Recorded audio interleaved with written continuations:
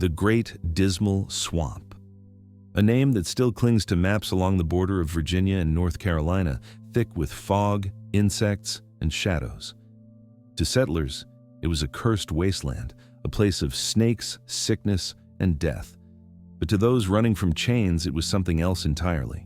For men and women escaping the whips of the plantation, the swamp was both prison and salvation.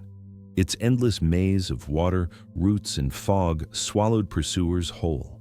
Slave catchers feared its darkness, masters cursed it, but fugitives learned its secrets. They carved paths through mud, built hidden villages on high ground, and turned the wilderness into a shield.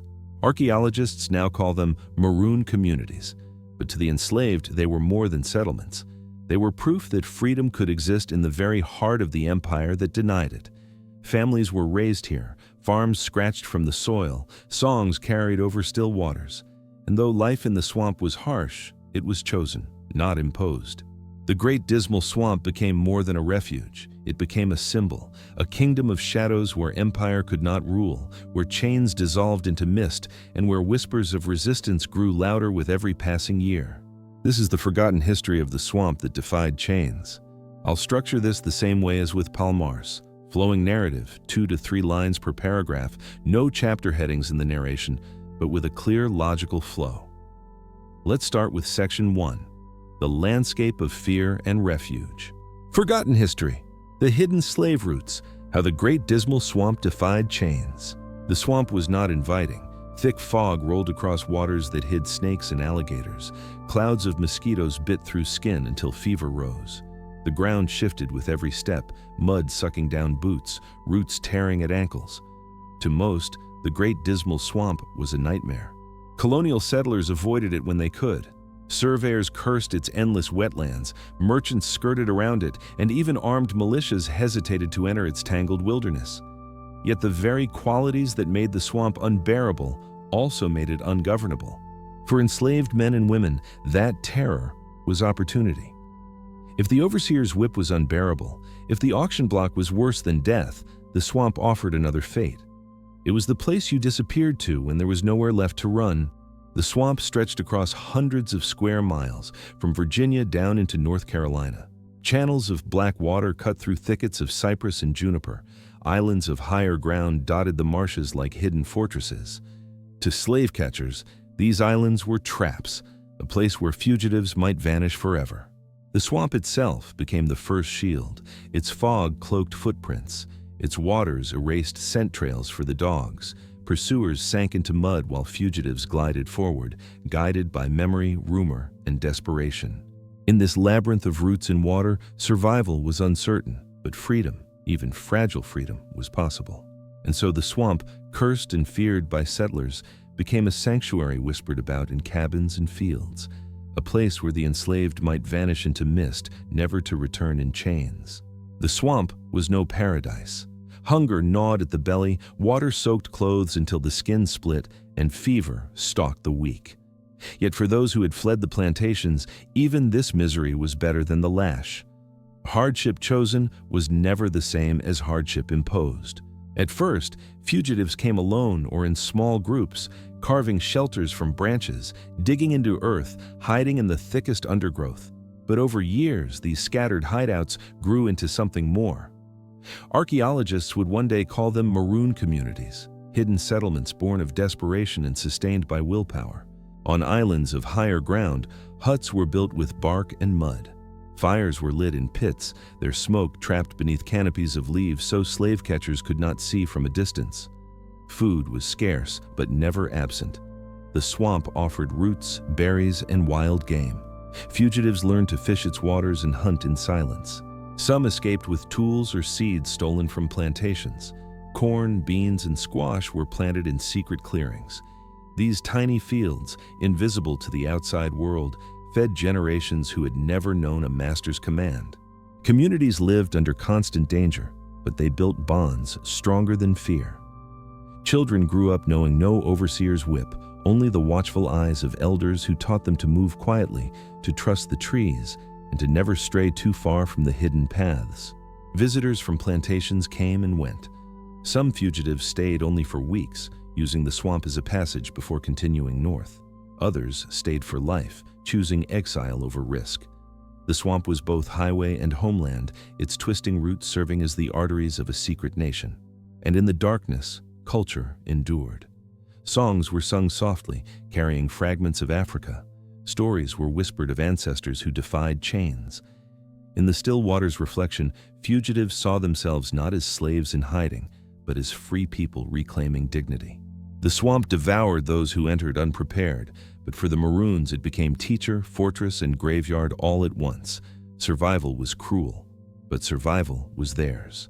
And as the years passed, the swamp itself became legend, a place where empire faltered, where chains dissolved into mist, and where freedom carved out a fragile but unbroken life. The plantation owners knew the swamp was alive with fugitives. Every man, woman, or child who vanished into the night left them seething with rage. Each disappearance was not only a loss of labor, but a crack in the wall of fear they used to control the enslaved. To them, the swamp was theft made flesh. So they sent hunters, dogs with sharpened noses, men armed with muskets, bounty posters promising silver for proof of capture. They marched to the edge of the swamp and hesitated. To step into the Great Dismal was to step into a world they did not control. Slave catchers told stories of men who vanished in its fog. Dogs lost the scent on the black water. Horses broke legs in hidden bogs. Muskets misfired in the damp air. Some hunters returned pale, swearing they had seen glowing eyes watching from the trees. Others never returned at all. But not all hunts failed. When fugitives were caught, they were dragged out of the swamp half-starved and beaten, shackled, paraded back through the plantations, their bodies served as warnings. The masters wanted the swamp to look like hell, a place where no one could survive. Yet the truth was harder to kill. For every fugitive captured, another slipped deeper into the maze. For every settlement discovered and burned, another rose somewhere further inside. The swamp could not be mapped, and what could not be mapped could not be ruled. The hunters grew more desperate. Militias were sent in groups with torches and dogs, hacking paths through cypress and thorn. They tried to drain the land, to carve canals through the heart of the wilderness, but the swamp swallowed their efforts. Its waters rose again, its roots tore at foundations, its fog erased their trails. And while they stumbled, the maroons learned to fight back. Arrows and spears struck from shadows. Traps were set along paths. Night raids harassed camps, scattering dogs and terrifying men who thought themselves hunters, but soon realized they were prey. The swamp tilted the balance of power. A single fugitive in the open fields was vulnerable. But in the swamp, dozens of fugitives together became an army of shadows. To step inside was to lose the advantage of empire, to fight on land that answered to no master. And so the hunters feared what they could not conquer. The Great Dismal Swamp became a frontier of terror where chains rusted and freedom hid in the mist. The swamp was not just a place to hide. Over time, it became a place to live. Families planted their roots in soil that no overseer's boot had ever touched. In the shadows of towering cypress, they created worlds of their own, unseen and unrecorded by the empire outside. Archaeologists would one day uncover traces of this life, fragments of clay pots, handmade tools, and the faint outlines of cabins built on hidden islands. Each piece whispered of lives lived fully, though in silence. Children were born in the swamp who had never felt a chain. They grew up knowing danger, hunger, and isolation, but also knowing freedom. To them, the swamp was not exile. It was home. Elders taught them how to walk on roots without sinking, how to drink from hidden springs, how to tell the safe ground from the treacherous mud. Skills were passed down like heirlooms. In this way, knowledge itself became a shield stronger than any wall. Communities held their own rhythms. Crops were planted in secret clearings, beans twined up poles, corn rose in small patches hidden beneath canopies. Hunters brought back deer or wild boar. Fish were caught in woven traps. The swamp demanded work, but it gave enough to survive. And it gave something more: dignity. In the outside world, an enslaved person was property. Here, a man could be a father, a woman a mother, a child a soul growing without shackles. In this forgotten nation, humanity was restored. Trade was dangerous, but not impossible. Some maroons exchanged goods with sympathetic outsiders or even with free black communities nearby. Salt, iron, or cloth could be obtained in return for food, herbs, or labor. These exchanges tied the swamp to a larger world without betraying its secrecy. Stories and songs wove the communities together. Tales of Africa, carried across the ocean, mingled with new myths born of the swamp itself. Spirits were said to move in the mist, protecting those who resisted. Drums beat softly in the night, their rhythms hidden under the chorus of frogs and insects. The swamp itself became sacred. Every tree, every island, every path carried meaning. It was both protector and judge, demanding respect from those who lived within it. To survive meant to belong to each other and to the land. Generations passed. From the early 1600s through the Civil War, these communities endured. They lived in the empire's shadow, yet beyond its grasp. Each child born free, each family meal shared in secret, each night spent in safety rather than under a master's whip was victory. And though the swamp was harsh, the people inside it proved harsher still. Their survival was not accident. It was resistance made flesh, a quiet rebellion that lasted for centuries, hidden beneath the fog. The Great Dismal Swamp was never sealed off from the world. Though its heart remained hidden, its edges touched plantations, towns, and trade routes. For fugitives, it was both sanctuary and corridor, a living artery of resistance that connected the South to freedom further north. Some who entered stayed for life, carving homes in its shadows. Others passed through, using the swamp as a shield during the most dangerous stretch of escape. From its depths, they could slip out under cover of night, guided by memory, whispers, or those already free. The swamp blurred the line between maroon community and underground railroad. A runaway might find shelter in a hidden village, rest for a week, then continue onward. Or they might remain, leaving behind the dream of distant freedom for the certainty of survival in the swamp's embrace. Paths crisscrossed its waters like veins. Cypress knees rose from black pools like markers, guiding those who knew how to read them. A misstep could sink a stranger, but to the initiated, the swamp was a map, each island a stepping stone toward freedom. Slave catchers learned to fear these routes. Their dogs lost the scent on waterlogged ground. Their torches failed in the fog. Pursuit often ended with men returning empty-handed, muttering that the swamp itself swallowed fugitives whole. But those who walked these hidden routes knew better. The swamp did not devour, it protected. It cloaked the weak in its shadows, hid footsteps beneath water, and gave time for escape. It turned hunted men and women into phantoms. Stories spread of travelers reaching free black settlements, of some moving further north into abolitionist strongholds, others linked with sailors slipping aboard ships bound for northern ports. Each success made the swamp more than a hiding place. It became a launch point. And though the Underground Railroad is often remembered as a network of safe houses and secret codes, the Great Dismal Swamp was one of its wildest stations. A station not built of wood or stone, but of mud, fog, and the will of a people who refused chains. The swamp was more than a wilderness. To colonial eyes, it was wasted land, a frontier of rot and shadow that could be turned to profit if only it could be conquered. Masters dreamed of draining it, of cutting canals through its heart, of replacing fog and mud with neat rows of timber and farmland. In the mid-1700s, surveyors arrived with chains and compasses, their boots sinking deep into mud. Among them was a young George Washington who dreamed of cutting the swamp into something useful. Canals were dug, timber harvested, water redirected. But the swamp did not yield easily. Every cut filled again with black water, every plan dissolved in fog. And behind the thickets, unseen, maroon eyes watched. They saw the surveyor's curse, saw workers collapse with fever, saw empire's ambition crumble under the weight of a land it could not command. To the maroons, the swamp itself seemed to fight back. Yet the efforts left scars. Logging camps crept closer to maroon settlements. Hunters used new paths cut by canals to probe deeper into the swamp. Danger grew with every intrusion. Survival required vigilance. Scouts watched day and night, alert to strangers who might stumble too close. Sometimes, confrontations exploded. Raids burned huts. Captives were dragged out in chains, and whole villages fled deeper into the mist. But each time, something survived. A family hidden, a store of food buried, a song remembered. The swamp was wounded, but never broken. For empire, the swamp was both dream and nightmare. They saw its timber and canals as wealth waiting to be claimed. But they also knew it hid a living defiance, a reminder of everything they could not control. The more they tried to cut it open, the more it swallowed them whole. The swamp remained what it had always been, untamable. And for the Maroons, every failed attempt to conquer it was proof that the wilderness still stood on their side. Freedom in the swamp was never easy. The same fog that hid fugitives also bred sickness.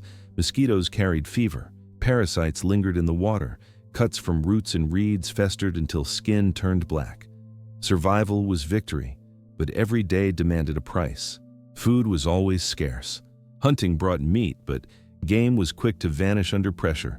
Fishing gave relief, yet floods sometimes ruined traps overnight. Crops grown in secret patches were fragile. One storm could wash away weeks of labor. Hunger haunted the Maroons. Bellies tightened, children cried, and adults gave up their portions so the youngest could live. A single bad season meant some would not see the next spring. Yet even starvation seemed better than bondage. Isolation carried its own weight. The swamp demanded silence. Fires were hidden, songs whispered, movements careful. Every sound might carry to hostile ears. For the Maroons, joy was measured in whispers and shadows. And yet, community endured. Families clung together, sharing scraps of food, nursing the sick, and burying the dead in shallow graves hidden under roots. Loss was constant, but so was resilience. The swamp gave no mercy, but it gave the one thing no master could offer, the chance to live free or die on their own terms. The swamp also tested loyalty. Fear of betrayal was constant. A single captured fugitive might reveal paths and settlements under torture. Trust was sacred, and suspicion sometimes tore bonds apart. To live in the swamp was to live with danger, not only from outside, but within. Still, the people endured. Each year of survival was a rebellion. Each child born free was a blow against empire.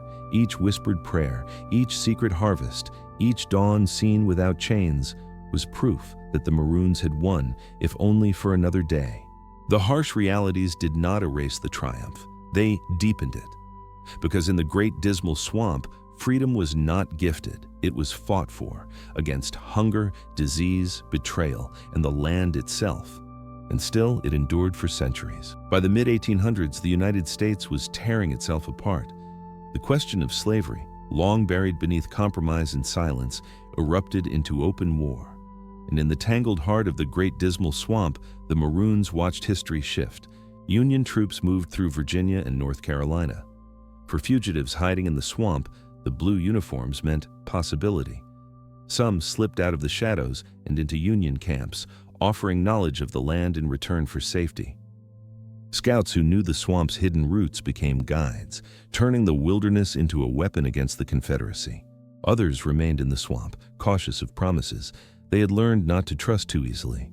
Freedom declared on paper was not the same as freedom lived in flesh.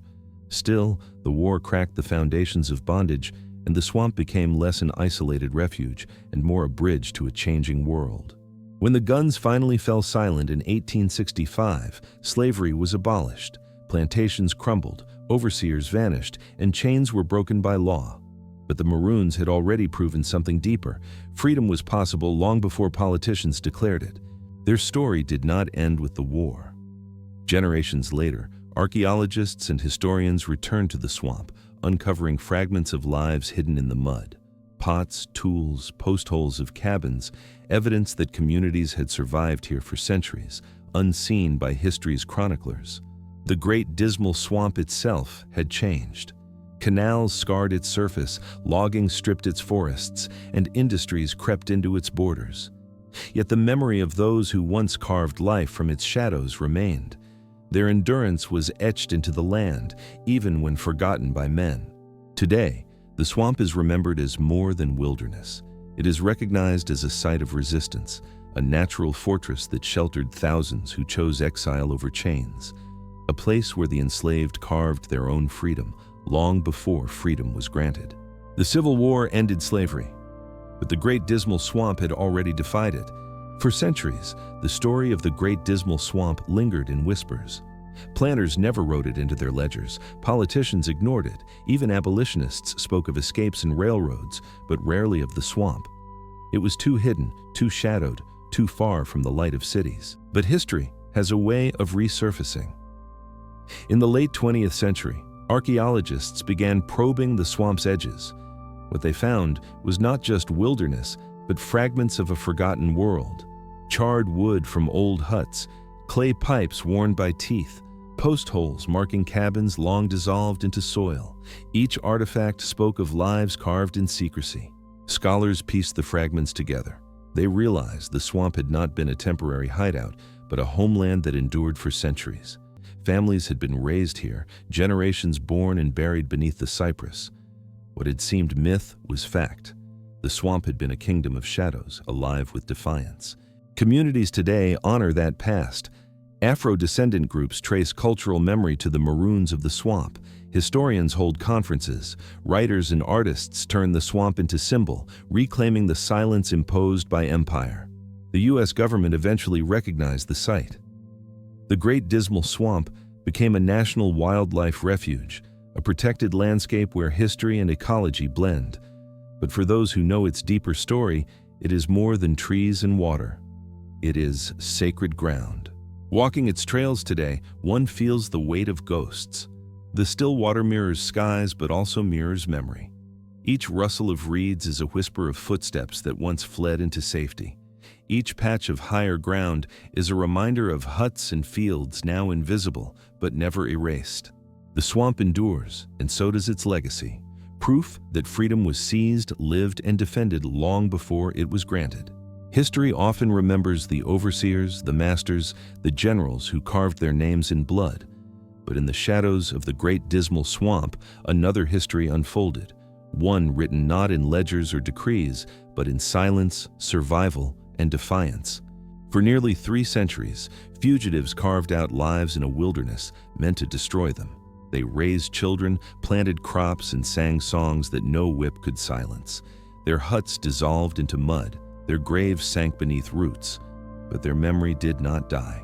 The swamp was harsh, but it gave what the world outside denied, the chance to live free, however fragile.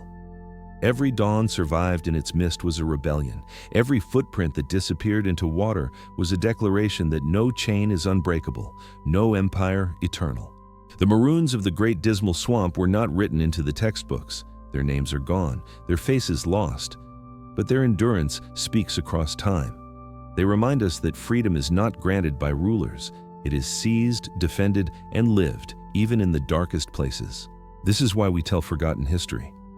Because hidden in the mud, beneath the fog, behind the silence, there are voices still calling.